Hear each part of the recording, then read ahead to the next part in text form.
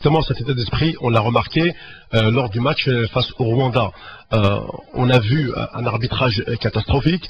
On se disait à ce moment-là, puisqu'on était en cabine de commentateurs, mais comment les joueurs vont-ils réagir à ce rythme-là? Il y aura bien 5-6 cartons jaunes, voire 1 ou 2 rouges.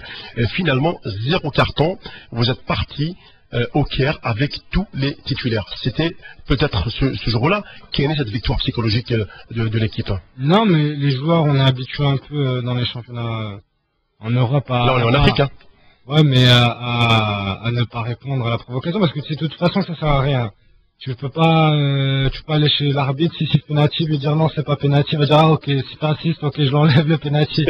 Ça s'est jamais vu, donc on le sait, et donc c'est pour ça que ça sert à rien de râler, parce que tu peux que avoir des sanctions, il va jamais t'écouter en disant ok, si t'insistes un peu, ouais, insiste encore un peu plus et peut-être je siffle la prochaine fois. Non, ça n'existe pas dans le football, donc voilà, c'est pour ça qu'on est resté calme et puis on était tous conscients aussi des cartons, parce qu'on avait parlé avant le match, et donc ça nous tenait à cœur de prendre 0 carton, et donc voilà, on a réussi, et puis après...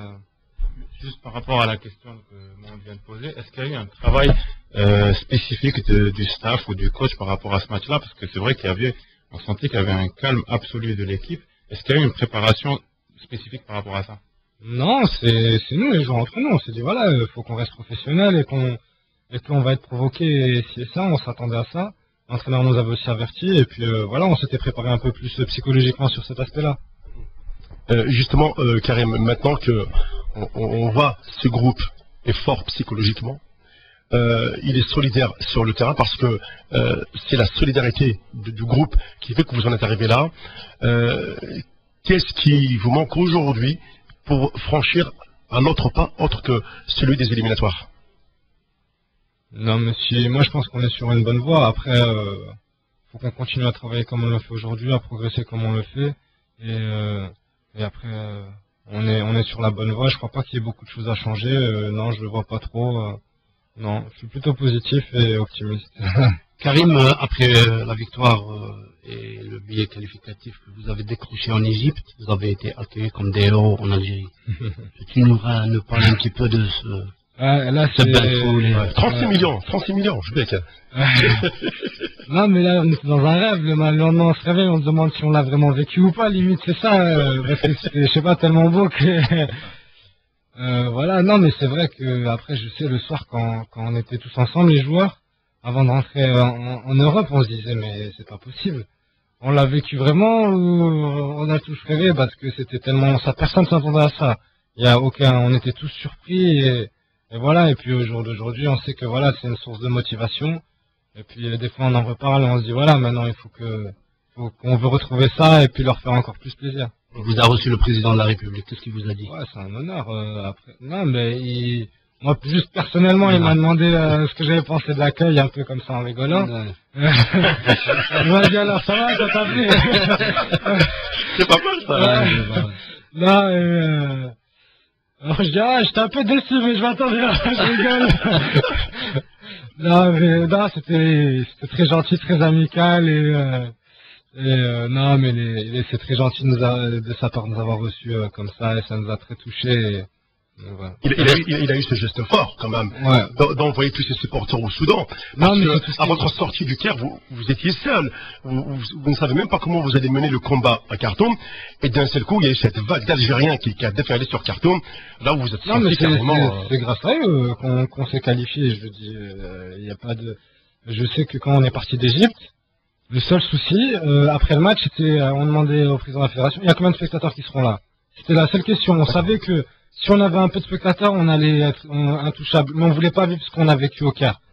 Parce qu'il y avait une trop grosse pression, et donc voilà. Et je sais que chaque jour, on venait à l'hôtel, on disait, ouais, il y a 3 avions qui sont arrivés, il y en a 5, il y en a 10.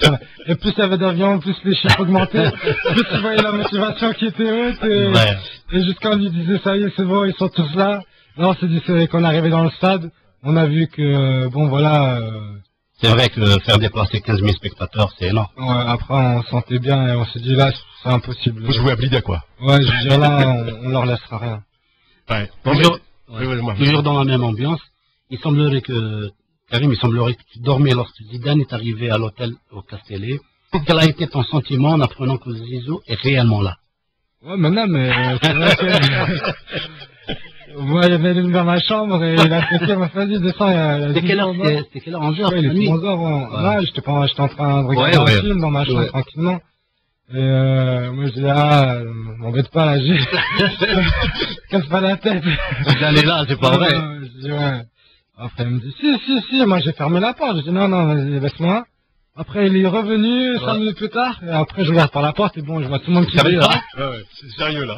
Je dis, bon, je vais voir ce qui se passe en bas, hein, je sais pas.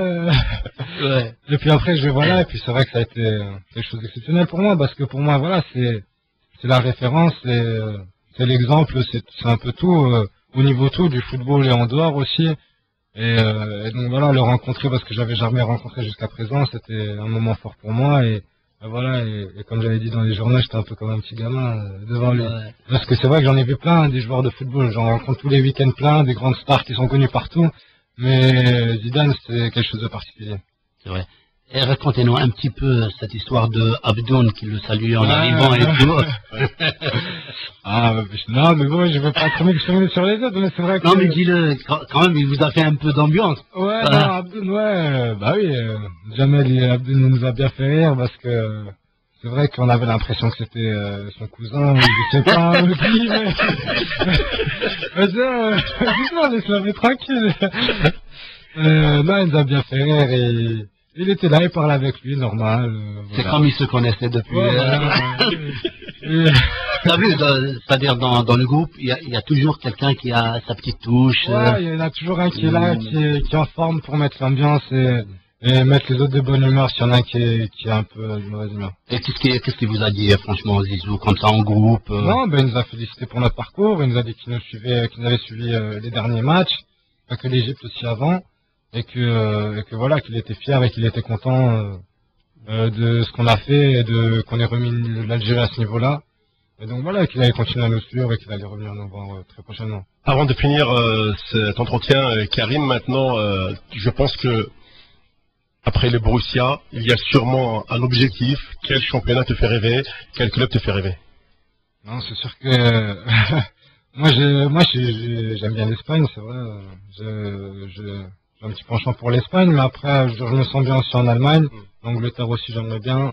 Et puis après, on verra ce qui se passera. Après, c'est le Mektoub. Le Real? Mais je sais pas. De toute façon, je me pose pas trop ce genre de questions. Ce qui viendra, viendra. Et ça sert à rien de rêver parce que... Le Real, on a remarqué qu'ils sont faibles à droite, tu vois. Non, mais à trop rêver, je crois qu'après, on retombe de trop haut. Et... Donc voilà, c'est pour ça que ça sert à rien. Et puis... Eh bien, ça sert à rien d'aller trop vite trop haut. Merci Karim Matmour d'avoir été l'invité de Foot, hein, donc le premier Fennec d'Europe ici dans les studios, qui a participé à ces éliminatoires combinés Cannes Coupe du Monde 2010. Quant à nous, bien, on se retrouvera donc prochainement. Merci Mohamed, à tous ceux qui nous ont assistés ici dans le studio, Sherifa, Nazim et Habib.